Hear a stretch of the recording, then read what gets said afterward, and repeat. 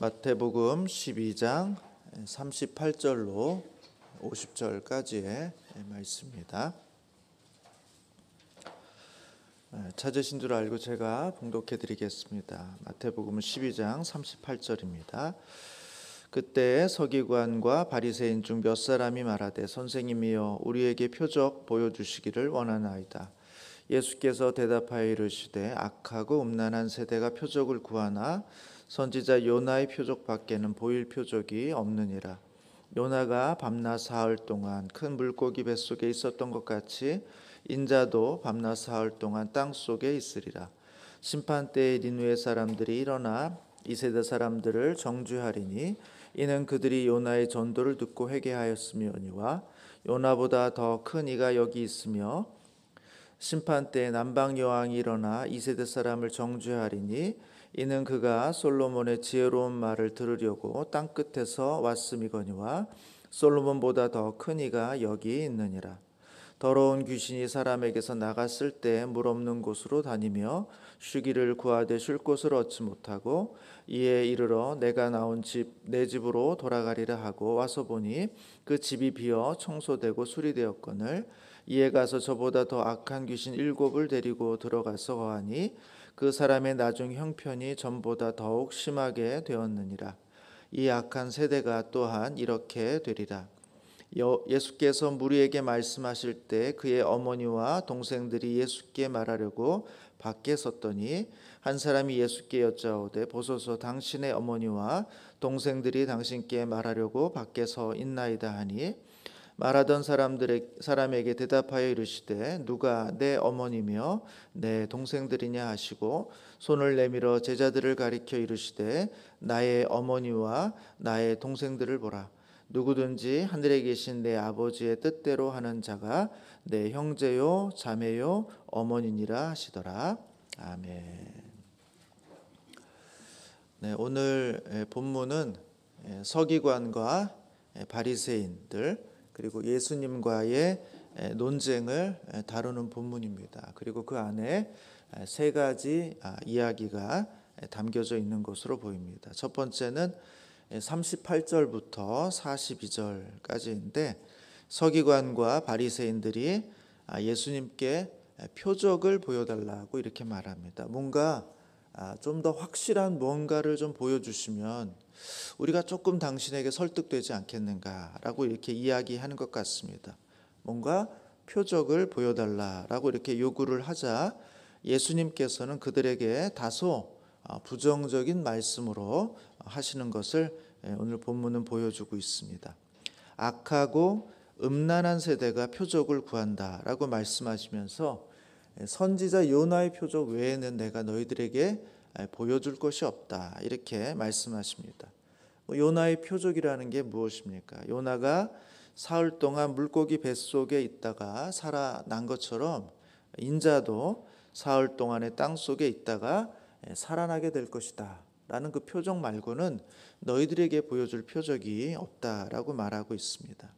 예수님의 십자가의 죽으심과 부활의 표적을 말씀하시는 것이라 알 수 있겠죠. 예수님은 자신에게 표적을 구하고 있는 이 악한 세대가 큰 심판을 받게 될 것이다 이렇게 말씀하고 있습니다. 그 이유를 두 가지 들고 있는데 요나의 전도를 받은 니느웨 사람들은 그들은 회개하지 않았냐는 거죠. 근데 여기에 지금 예수님은 요나보다 더 큰 사람이고 너희들은 이방인도 아니고 유대인인데 더 큰 요나보다 더 큰 선지자가 너희들 가운데 이야기하고 있음에도 불구하고 너희들은 유대인으로서 그 말을 듣고도 돌이키지 않으니 너희들에게 더 큰 재앙이 임할 것이다 이렇게 말씀하고 있습니다. 남방 여인이 솔로몬의 지혜를 듣겠다고 찾아 나왔던 것들을 너희가 기억하고 있는데 그 이방 여인도 이방의 왕도 솔로몬의 지혜를 얻기 위해서 나오는데 솔로몬보다 더 큰 이가 더 많은 지혜를 갖고 있는 내가 여기 있는데 나에게 너희들이 나오지 않고 나를 계속해서 멀리하고 뭔가 계속해서 이렇게 간을 보듯이 표적을 구하고 있는 너희들의 모습이 오히려 하나님의 심판을 받게 될 것이다 이렇게 말하고 있는 것입니다. 표적의 횟수나 크기가 문제가 아니라 이 세대의 악함, 너희들의 완악함이 바로 우리의 문제다라는 것을 오늘 본문은 지적하고 있는 것입니다. 예수를 믿는 것에는 예수님의 십자가와 부활만으로 이미 충분하다는 것입니다. 그런데 어떤 사람들은 나는 그것으로는 충분하지 않으니 다른 증거를 내보이라고 말합니다. 다른 증거를 보여주면 내가 예수를 조금 더 믿을 수 있을 것 같다고 이야기를 한다는 것입니다. 더 큰 표적은 없는가? 더 결정적인 표적은 없는가? 우리에게 묻는다 하는 것입니다.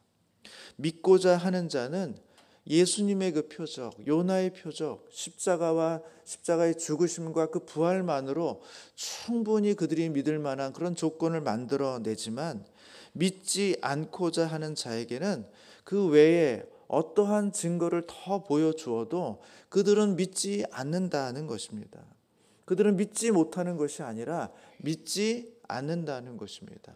증거가 없거나 표적이 없어서 믿지 않는 것이 아니라 믿을 마음이 그들에게는 없다는 것입니다. 그럼에도 불구하고 뭔가 자꾸 표적을 보여주면 더 결정적인 것 보여주고 그거는 흔한 것이니까 나에게 좀 더 선명하고 지금 당장 내 손에 잡힐 만한 무엇인가를 보여주면 내가 믿을게. 사람들이 그렇게 이야기하지만 사실은 그렇지 않다라는 것입니다. 우리는 사람들이 우리가 복음을 전할 때 그들이 믿지 않으면 내가 뭔가 좀 부족했나 보다. 내가 좀 덜 결정적인 걸 갖고 오면 좋을 텐데 이 사람이 더 믿을 만한 어떤 추가적인 어떤 것들을 내가 갖고 오지 못해서 이들을 설득하지 못해서 이들에게 결정적인 것을 보여주지 못해서 이들이 믿지 않는 것이구나 생각하면서 그 모든 책임을 우리 자신에게 돌릴 때도 있지만 사실은 그들이 믿을 마음이 없는 순간도 있다라는 것입니다. 오늘 본문은 오히려 그들에게 많은 표적을 주님이 직접 그 표적을 보여줘도 너희들은 믿을 마음이 없고 나에게 이 말씀에 순종할 마음이 없기 때문에 너희들에게 더 이상 표적은 필요하지 않다라는 것입니다. 그들의 교만함과 완악함이 그들의 눈을 가리고 있는 것이고 그들의 마음을 딱딱하게 만들어 가시는 것이다. 우리가 그들에게 느껴야 될 감정은 나의 부족함, 나의 연약함, 내가 좀 더 믿음이 있어서 내가 말씀을 조금 더 많이 알아서 내게 좀 더 뭔가 능력이 있으면 이 사람을 설득시킬 수 있는데 내가 부족해서 못했구나. 그런 측면도 어느 정도 있을 수는 있겠습니다만 오히려 상대가 믿지 않으려고 하는 마음이라면 우리 주님이 십자가에 죽으셨다가 부활하시는 것을 보여줘도 그들은 믿지 않는다는 것입니다. 오히려 그들의 그 태도를 통해서 우리가 위축되지 말고 하나님께서 그들 가운데 은혜를 베풀어 주시도록 저 굳어진 마음이 녹아질 수 있도록 저 가려진 눈이 열릴 수 있도록 하나님 앞에 안타까운 마음을 가지고 나아가는 것이 오히려 더 필요한 마음이다라는 것을 오늘 본문을 통해서 우리는 알게 된다는 것입니다. 또 하나 우리가 기억해야 될 것은 예수님의 말씀, 예수님의 그 표적, 요나의 표적이라고 말하는 십자가의 죽으심과 그 부활이 그렇게 간단한 쉬운 것이 아니라는 것입니다. 사실은 그 하나의 표적 안에 모든 것이 다 담겨져 있다는 것입니다. 그 하나는 결정적인 사건이고 그 하나는 결정적인 증거고 그 하나의 사건만을 정확하게 잘 이해하고 있어도 우리는 예수를 믿을 수 있는 구원을 받을 수 있는 결정적인 사건이 바로 이 요나의 표적이며 예수님의 십자가와 부활의 사건이라는 것입니다. 우리가 노력해야 될 것은 그거 외에 다른 능력, 그거 외에 다른 무슨 지식을 얻는데 더 많은 에너지를 쓰는 게 아니라 저는 오늘 그 말씀하신 그 요나의 표적, 주님의 십자가와 부활이 가지고 있는 그 의미가 무엇인지 그리고 그 사건에 대한 역사적 신뢰성이 어떤 것인지를 우리가 깊게 묵상하고 그것을 깊게 확신하고 그 안에 담겨져 있는 하나님의 의미가 무엇인지를 잘 묵상해 봄으로써 오히려 우리 안에 그 안에 내용들을 풍성히 설명해 낼 수 있는 것이 하나님 앞에서 우리가 결정적인 복음의 증거를 가지고 있는 성도의 태도다라는 것을 확인한다는 것입니다. 사랑하는 성도 여러분, 우리가 많은 것을 다 알아야 될 이유가 없습니다. 때로는 아주 결정적인 중요한 핵심적인 이 복음을 계속해서 묵상하고 하나님 앞에서 기도하고 씨름하고 그것이 갖고 있는 의미가 무엇인지를 잘 나의 것으로 만들어가는, 마치 사고를 깊이 우려내는 그 노력과 수고와 애씀을 통해서 우리는 하나님의 복음을 충분히 알 수 있고, 그 복음을 통해서 우리 주변의 사람들에게 하나님의 말씀 또 생명을 전할 수 있는 놀라운 은혜가 있습니다. 많은 것을 알아야 될 이유가 없습니다. 우리 주님께서 우리를 위해서 왜 십자가에 죽으셨는가?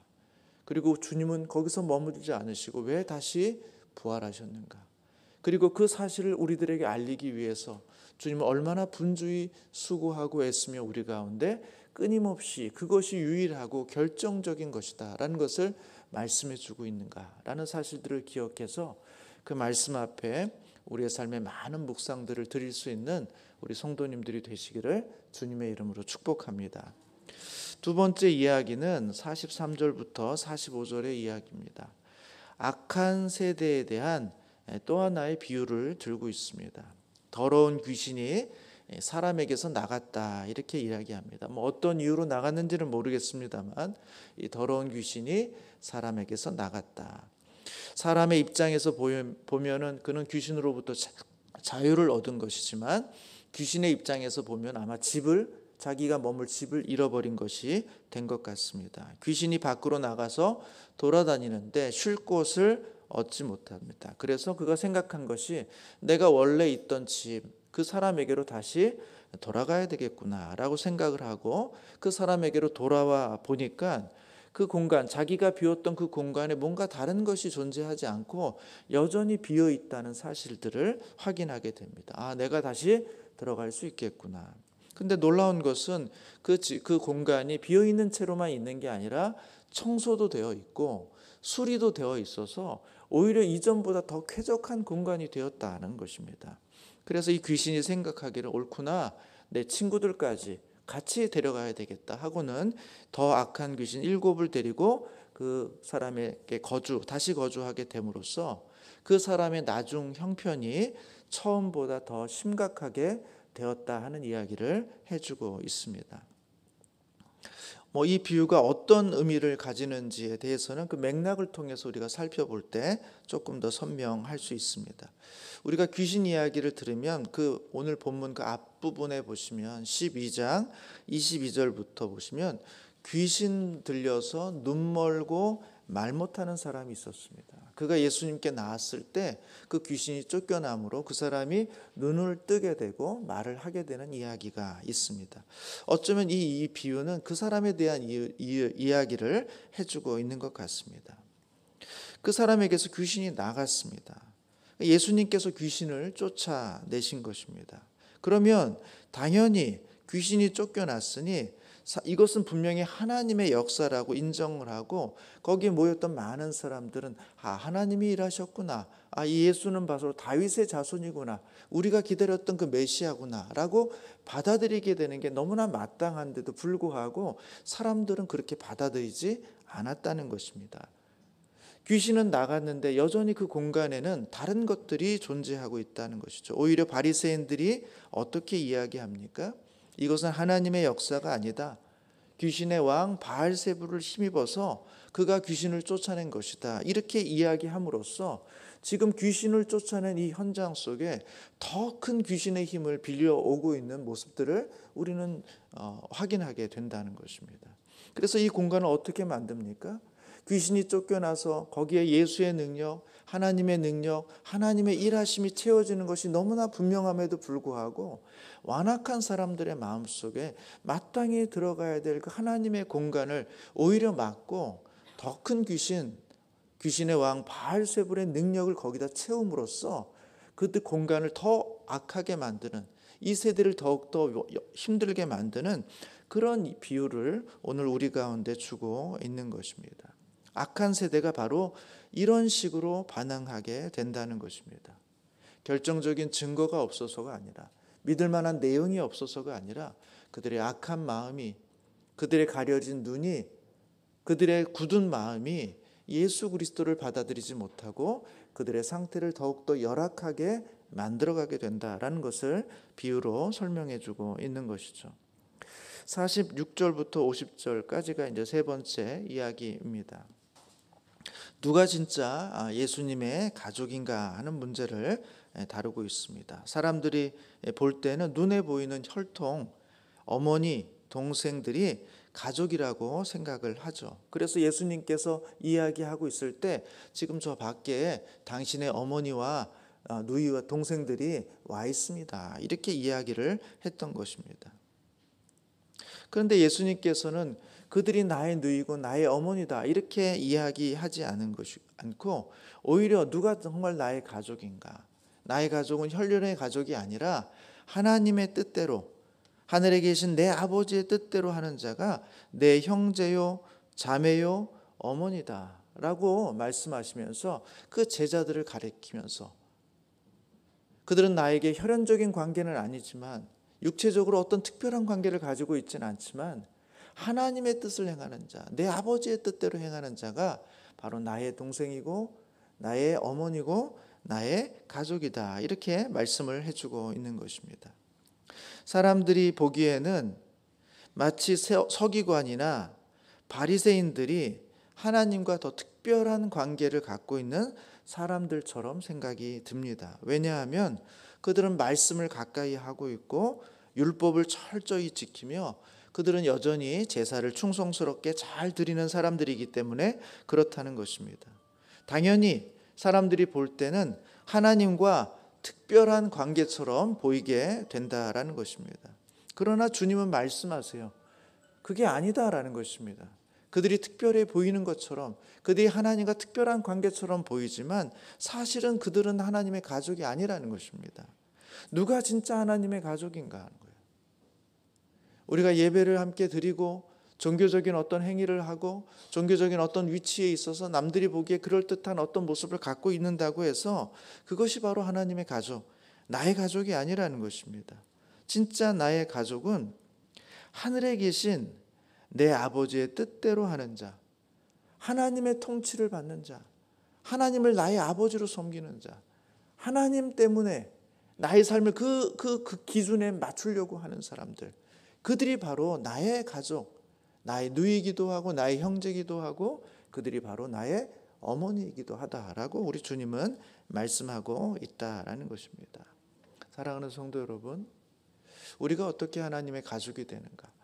우리가 어떻게 하나님의 누이와 친족이 될 수 있는가? 그것은 우리가 많은 것을 알고 많은 능력을 보이고 많은 경건함들로 주님 앞에 자랑하는 것으로는 되지 않는다는 것입니다.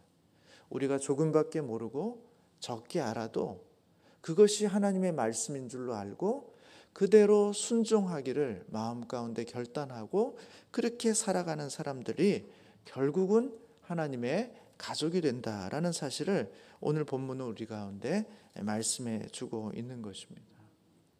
오늘 본문은 우리 가운데 두 가지를 이야기하고 있죠.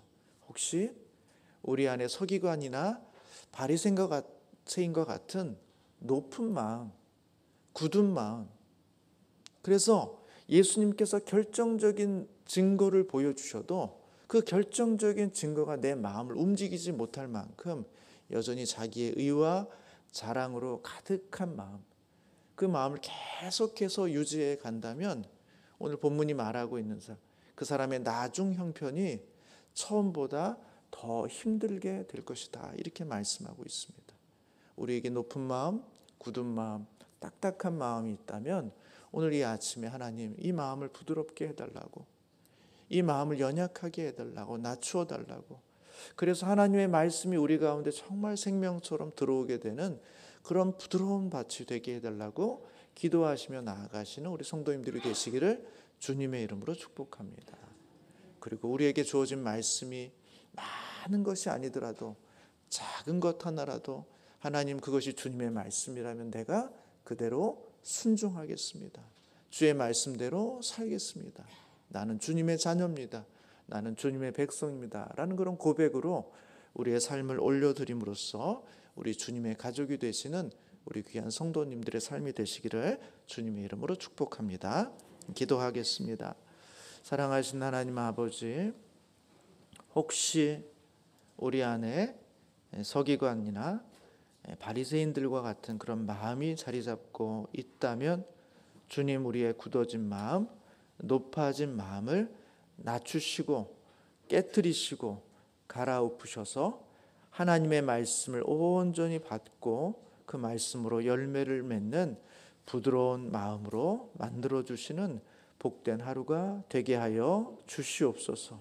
하나님의 말씀을 나의 말씀, 나의 생명으로 안아서 그 말씀을 지키고 순종하는 것으로 우리가 하나님의 백성인 것과 우리 예수님의 가족인 것을 증명하고 드러내는 복된 성도의 삶을 살아가는 은혜를 더하여 주시옵소서. 주님 부탁하오며 예수님의 이름으로 기도합니다. 아멘.